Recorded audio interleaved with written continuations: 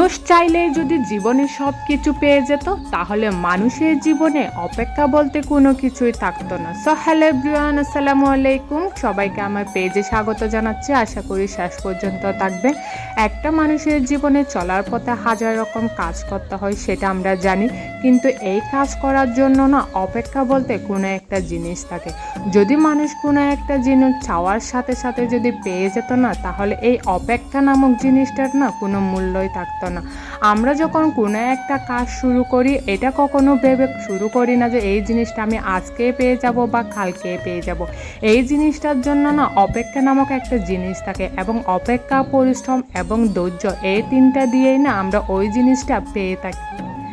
যারা ফেসবুকে কাজ করি তারা এটা কখনোই চিন্তা করে ফেসবুকে আসে নাই যে আজকে ভিডিও ছাড়বো, কালকে ভিডিও ভাইরাল হবে এবং তৃতীয় দিন ভিডিও থেকে ইনকাম হবে। এটা কখনোই কিন্তু আমরা ভেবে আসি না। অবশ্য যারা ঠিকমতো কাজ করে এবং যারা প্রকৃত কন্টেন্ট ক্রিয়েটর তাদের ক্ষেত্রে, কিন্তু যারা ধৈর্য হারা হয়ে যায় না, যারা 2 দিন ভিডিও আপলোড করে তৃতীয় দিন যদি আমরা ভিউসের আশা চিন্তা করি বা ভাইরাল হওয়ার কথা চিন্তা করি না, তাহলে না এই অপেক্ষা জিনিসটা তাদের জন্য হয় না। এই অপেক্ষা জিনিস এবং ধৈর্য জিনিসটা যদি না থাকে না, আপনি যে কোনো কাজ করেন না কেন, কখনোই না আপনি কোনো কিছুই করতে পারবেন না। তাহলে কি বলুন তো, শুধু ফেসবুক প্ল্যাটফর্ম না, যে কোনো কাজ করেন না কেন আপনাকে এটা মেনে নিতে হবে এবং এটা মাথায় ঢুকে নিতে হবে যে আপনার মধ্যে যদি আত্মবিশ্বাস থাকে এবং আপনি যদি অপেক্ষা নামক জিনিসটার সাথে যদি পরিচিত হয়ে থাকেন, তাহলেই না আপনার জন্য যে কোনো কাজ সহজ। আপনি যদি কোনো একটা কাজ করতে গিয়ে আপনি ধৈর্য না ধরে যদি অনেক বেশি উসকুস করেন না, বিশ্বাস করেন আপনি কোনো কাজে কিন্তু সফল হতে পারবেন না। এই ফেসবুক প্ল্যাটফর্মে আমরা যারা কাজ করি তারা জানি ধৈর্য কতটা গুরুত্বপূর্ণ। এখানে না একদিনে কোনো কিছুই সম্ভব না। আপনি আজকে কাজ শুরু করে বছরের পর বছর সময় লেগে যেতে পারে এখানে কাজ করার জন্য। এই কাজগুলো যারা মেনে নিয়ে কাজ করে এবং প্রতিদিন হতাশ না হয়ে যারা কাজ করে না, বিশ্বাস করে তারা বছর হোক, 1.5 বছর হোক বা 6 মাস পর হোক, তারাই কিন্তু সফলতা লাভ করে।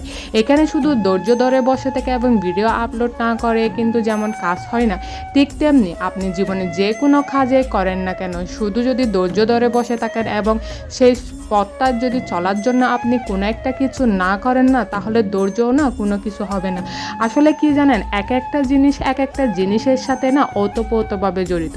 ধৈর্য, পরিশ্রম এবং মেধা, এগুলা যদি সবগুলাই একসাথে আপনার মধ্যে থাকে না, তাহলে আপনি ফেসবুক প্ল্যাটফর্ম কেনেন, যে কোনো কাজে না খুব সহজেই আপনি সফলতা অর্জন করতে পারবেন।